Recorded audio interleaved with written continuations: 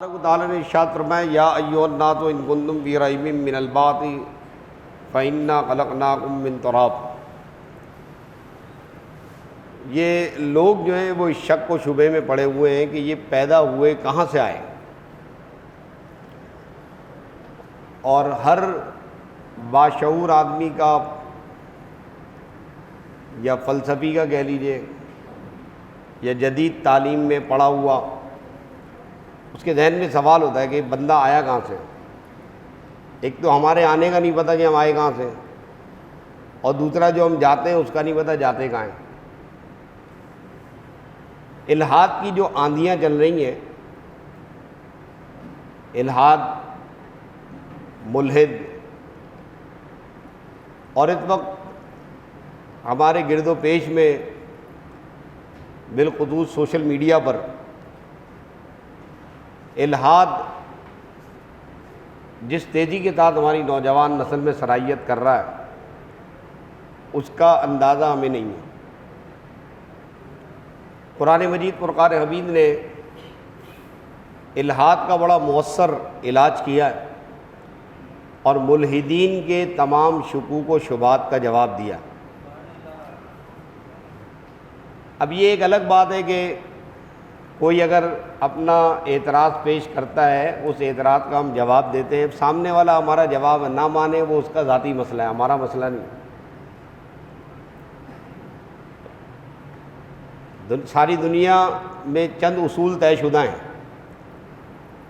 آپ دنیا کی کسی بھی خطے میں، کسی بھی ملک میں چلے جائیں اور ان کو پوچھیں کہ 2 دونی کتنا ہوتا ہے، تو ایسا نہیں ہے کہ وہ دنیا میں کسی یو کے میں، یو ایس اے میں، یا ساؤتھ افریقہ یا نارتھ افریقہ کے دور دراز جنگلوں میں آپ جائیں اور پوچھیں 2 دونی، وہ بولے گا 6۔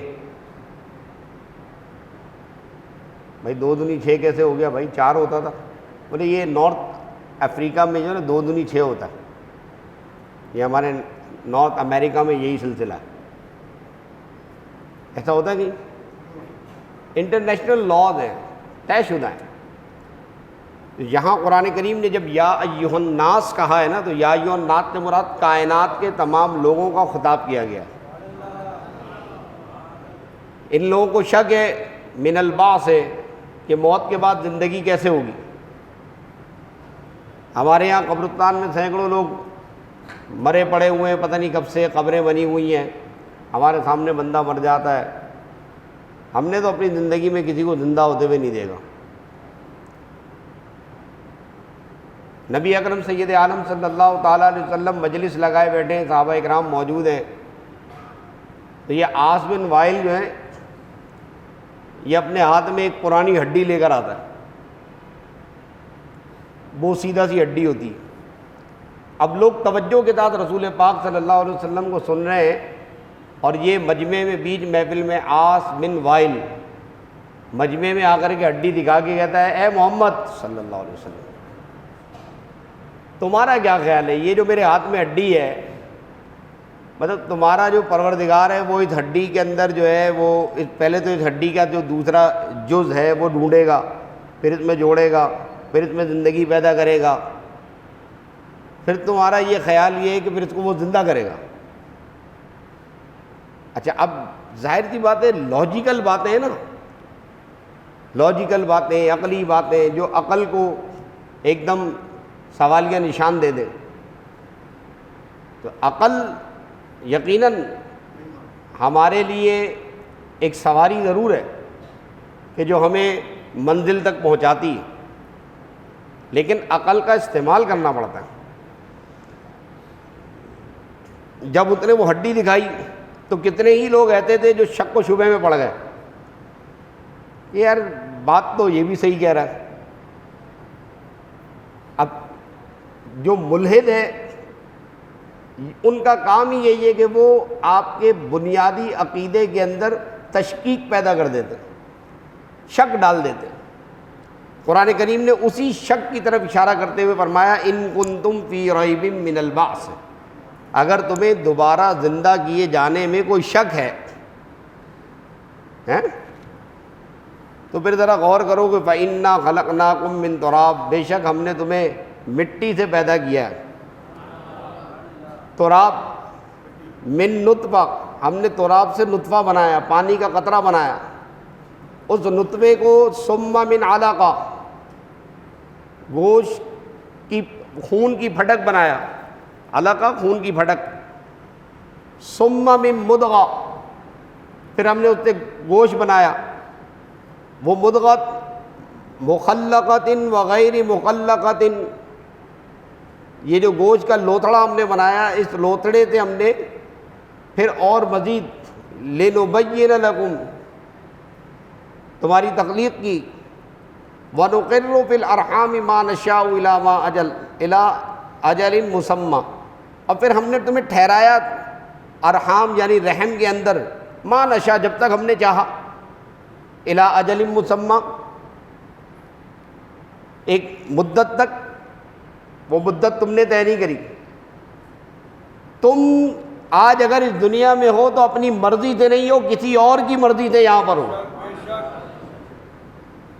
تم جس ذات کے بارے میں باتیں کر رہے ہو، جس ذات کے اوپر تم اعتراض کر رہے ہو، جس ذات کی قوت اور قدرت اور طاقت کے اوپر تم آج سوالیہ نشان اٹھا رہے ہو، یہ سارے سوالیہ نشان تم پر اٹھتے ہیں کہ تم آج کس کی وجہ سے یہاں پر موجود ہو۔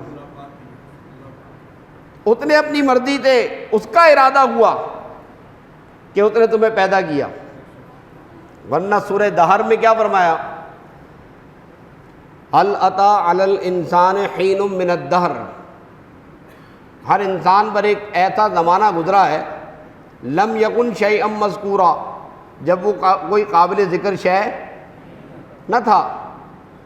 1920 میں آپ کا قابل ذکر کوئی ذکر تھا؟ 1920 میں کہ آپ ہوں گے، وقاص ہاشمی ہوں گے، افضل صاحب ہوں گے، ناصر صاحب ہوں گے، ریحان صاحب ہوں گے یہاں پہ؟ 1920 میں کوئی تصور تھا؟ تو وہ کون ہے جس نے تمہیں تمہارا تصور بھی بنایا، تمہاری تخلیق کری، تمہاری صورت بنائی، تمہاری مورت بنائی، اور تمہاری صورت مورت بنانے کے بعد تمہیں پھر اس دنیا میں تمہیں لایا، تمہارے لیے خاندان بنایا، ماں باپ بنائے، بہن بھائی بنائے، پھر تمہارے لیے کھانے پینے کا، رہنے بسنے کا سارا بندوبست کیا ہوا ہے۔ کوئی تو ہوگا یار، یہ جتنے یہ سارا اہتمام کیا ہے، سارا تام تباڑا تمہارے لیے تیار کیا ہے۔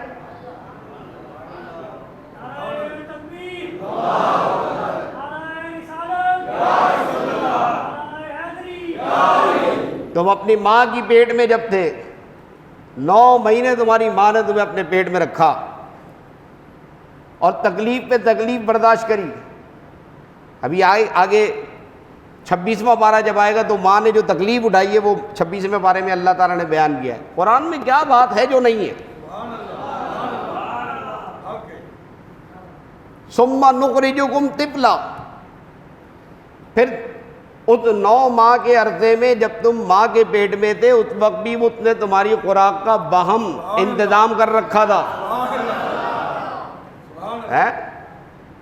سارے vitamin A B C D E F G H سارے وٹامن تمہیں فراہم کر رہا تھا۔ وہ تمہارا سونا، جاگنا، ہگنا، مودنا سب چل رہا تھا۔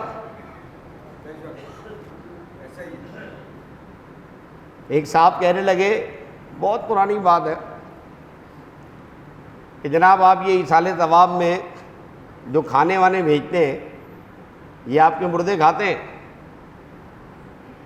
تو میں نے کہا کہ سوال ایک تو آپ غلط کر رہے ہیں، بیکار کی بات کر رہے ہیں۔ کہ نہیں آپ مطلب آپ لوگ تو کھانا مطلب بریانیاں اور قورمے اور جناب 11ویں کی فاتحہ تو 12ویں کی فاتحہ، اور پھر آپ کہتے ہیں یہ جناب ہمارے مردوں کو پہنچتا ہے تو کیا وہ کھاتے ہیں؟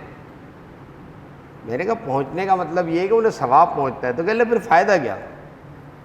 انہیں تو پہنچ ہی نہیں رہا۔ انہیں پہنچ رہا ہے کہ نہیں پہنچ رہا ہے؟ میں نے کہا ہاں پہنچ رہا ہے۔ مجھے بھی پھر آ گیا نا، میں نے کہا اچھا ہاں پہنچ رہا ہے، وہ کھاتے ہیں؟ کہ اللہ اچھا وہ کھاتے ہیں تو پھر نکالتے بھی ہوں گے، کیونکہ یہ اصول ہے جو کھائے گا وہ نکالے گا بھی۔ تو نکالتے ہیں تو پھر کہاں جاتے ہیں؟ میں نے کہا اس کے 2 جواب ہیں۔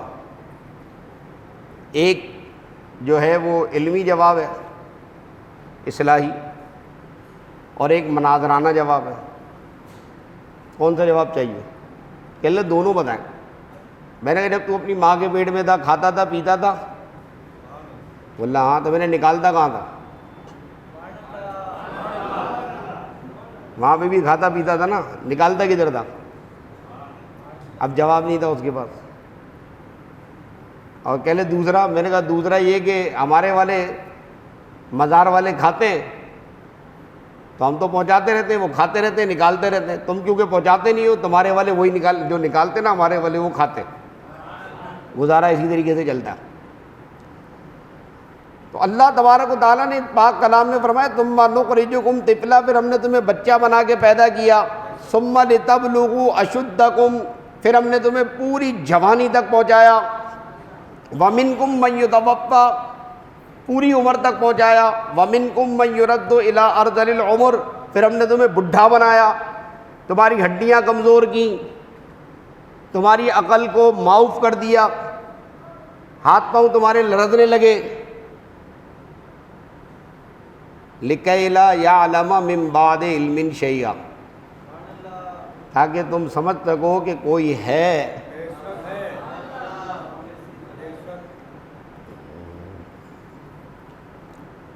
وَتَرَى الْأَرْضَ حَامِدَةً فَإِذَا أَنزَلْنَا عَلَيْهَا الْمَاءَ اهْتَزَّتْ وَرَبَتْ وَأَنبَتَتْ مِن كُلِّ زَوْجٍ بَهِيجٍ.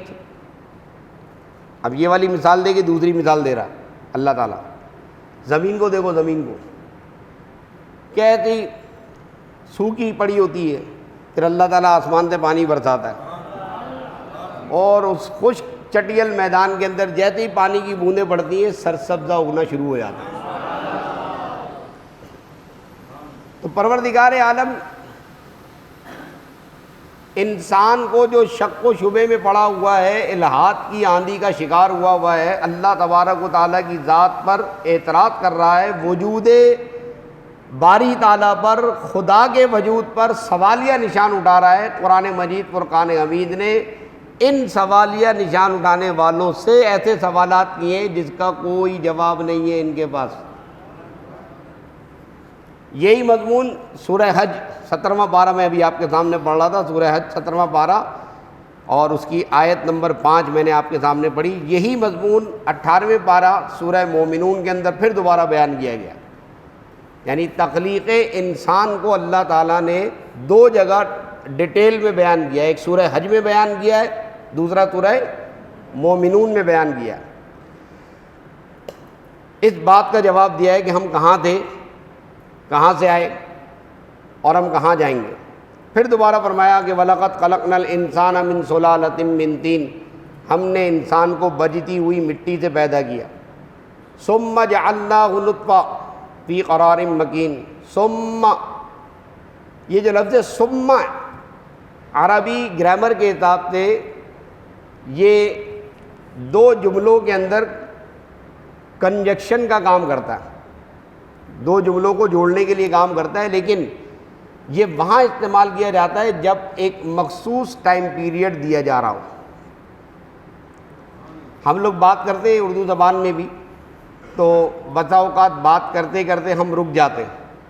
تو کبھی ہم تھوڑا رکتے ہیں، کبھی زیادہ رکتے ہیں، اور کبھی کبھی بات چھوڑ دیتے ہیں، اس کو پھر کافی ٹائم پیریڈ کے بعد دوبارہ مکمل کرتے ہیں کہ وہ جو میں نے پہلے یہ بات کی تھی نا اس کے بعد یہ والی بات ہے.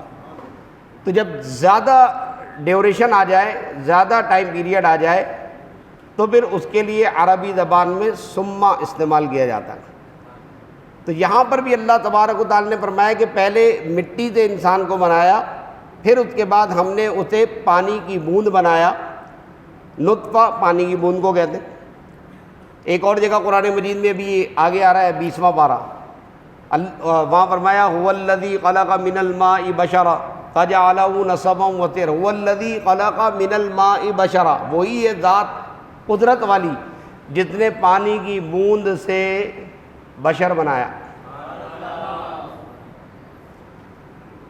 کہاں پانی کا وہ قطرہ اور کہاں یہ حضرت اللہ کے بندے، حضرت صاحب عبداللہ صاحب، دیکھنے والا، سننے والا، بولنے والا، چلنے والا، کھانے والا، سونے والا، جاگنے والا، باتیں کرنے والا، یہ کہاں سے آیا ہے؟ کہ وہ پانی کی بوند ہے یہ. اور قرآن کا مزاج، قرآن کیا کہہ رہا ہے؟ افرأیتم ما تمنون، سورہ واقعہ، افرأیتم ما، کیا تم نے غور کیا، ما تمنون، تم نے تو خالی پانی کا قطرہ ٹپکایا تھا، انتم تخلقونہ ام نحن الخالقون، اس کے بعد یہ بچہ جو پیدا کیا وہ تم نے پیدا کیا کہ ہم نے پیدا کیا؟ وہ پانی کے قطرے تھے، یہ جیتا جاگتا خوبصورت تھا بچہ جو پیدا کیا کتنے بنایا؟ فرمایا ثم نخرجکم طفلا، یہ ہم نے بچہ بنایا ہے۔ وہ پانی کی بوند سے خون کی بھڑک سے پھر وہ گوشت کا لوتڑا، پھر اس کو ہم نے ہڈیوں کے اوپر سجایا اور فخلقنا المضغۃ عظاما، ہڈیوں پر گوشت چڑھایا، فکسونا العظام لحما، تو ہم نے کہتا خوبصورت ہڈیوں پہ گوشت سجایا ہے۔ ثم انشأناه خلقا آخر، اور پھر ہم نے اسے ایک اور دوسری صورت بنائی۔ حضرت انسان کو سر سے لے کے پیر تک آپ دیکھتے چلے جائیں، جو سائنس کے طلباء ہیں، میڈیکل سائنس کے، وہ اس کے اندر غور و فکر کرتے ہیں تو حیران رہ جاتے ہیں کہ کیا کیا چیز اللہ پاک نے بنائی۔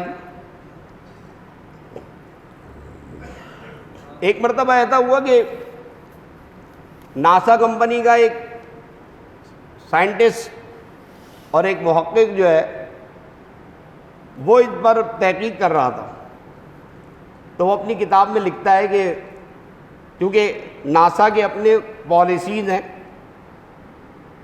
اور ناسا کی پالیسی کے مطابق ناسا کا کوئی بھی محقق جو ہے وہ ناسا سے باہر نہیں جا سکتا، اس کے لیے بڑی سخت پابندیاں ہوتی ہیں۔ بہرحال کوئی وجہ یا کوئی سبب بنا، وہ کہتا ہے کہ مجھے مصر جانے کی اجازت ملی اور میں ایک سخت پہرے میں اس بیسمنٹ سے نکل کر باہر کی دنیا میں آیا اور میں نے کوئی 30 سال بعد آسمان دیکھا۔ تو جب مصر کے بازاروں میں پہنچا تو وہاں پر مجھے آواز آ رہی تھی، مجھے سمجھ نہیں آ رہی تھی، ادھر ادھر چاروں طرف سے آواز آ رہی تھی۔ میں نے اپنے گارڈ سے پوچھا کہ یہ کیا ہے، یہ آواز کس چیز کی ہے؟ انہوں نے کہا یہ مسلمانوں کی عبادت کا وقت ہو گیا ہے، تو وہ مسلم جو ہے نا اپنے مسلمان بھائیوں کو بلا رہے ہیں، حی علی الفلاح، حی علی الفلاح، آؤ بھلائی کی طرف، آؤ بھلائی کی طرف، یہ مسلمان ہیں۔ تو شاپ کیپر نے جب یہ بات کی تو اس نے کہا کہ مسلمانوں کی کوئی بک بھی ہے؟ اس نے کہا یہ ایک کتاب ہے مسلمانوں کی۔ اس نے وہ کتاب لے لی اور پھر وہ لکھتا ہے اپنی کتاب پہ کہ میں وہ کتاب لے کر آ گیا اور اس کتاب کا مطالعہ کرتا رہا یہاں تک کہ میں اس آیت پہ پہنچا۔ کہتا ہے اب جب میں اس آیت پر پہنچا تو میں اس آیت کو پڑھ کر ہکا بکا رہ گیا کہ 30 سال سے جس نقطے کو میں تلاش کر رہا ہوں یہاں بیٹھ کر، وہ اتنا واضح طور پہ لکھا ہوا ہے اس میں کہ میری 30 سال کی محنت جو ہے وہ 30 سیکنڈ کے اندر پوری ہو گئی۔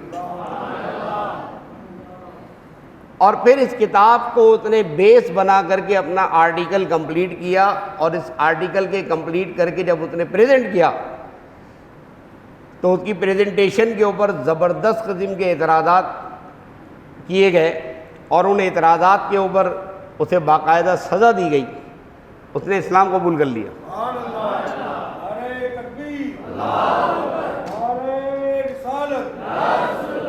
اور اس کا ایک آخری جواب میں ضرور بتانا چاہوں گا کہ جب اسے کورٹ میں پیش کیا گیا اور اس پر اعتراضات کی بوچھاڑ کی گئی تو اس نے ایک ہی سوال اور ایک ہی بات کی اس نے کہ میں اپنی تمام ریسرچ کو ریورٹ کر دوں گا اگر آپ مجھے بائبل میں کوئی ایک ریفرنس دکھا دیں۔ Old Testament, new Testament, only one reference, only one verse you should quote from the Bible, I will revert my all the research work۔ لیکن عیسائی دنیا کے بڑے بڑے سورما اور بڑے بڑے چیمپئن جو ہیں وہ یہ آیت نہیں دکھا سکے، کیونکہ اس اولڈ اور نیو ٹیسٹامنٹ کے اندر اس قدر امینڈمنٹ ہو چکی ہیں کہ ان امینڈمنٹس کے بعد جو ہے وہ اللہ کی کتاب صرف نام کی ہے، کام کی نہیں ہے۔ دنیا میں اگر کوئی مذہب ہے کہ جس کے پاس اللہ کی اصلی کتاب ہے تو وہ دین اسلام ہے اور وہ قرآن ہے، جو اصلی کتاب آج بھی ہمارے درمیان موجود ہے۔ ہمیں یہ کتاب ہر مسئلے کا حل بتاتی ہے، ہمیں اس کتاب کے ساتھ جڑنا ہے۔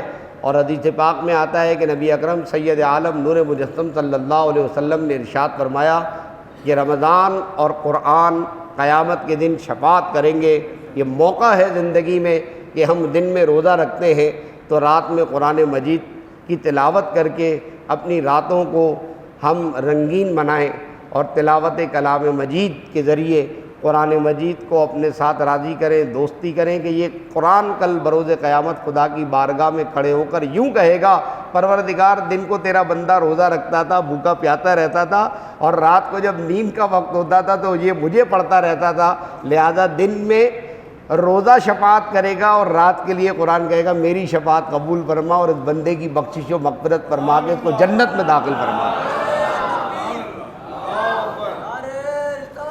اللہ تبارک و تعالی ہم سب کو رمضان اور قرآن کی برکتیں عطا فرمائے۔ وآخر دعوانا الحمدللہ رب العالمین۔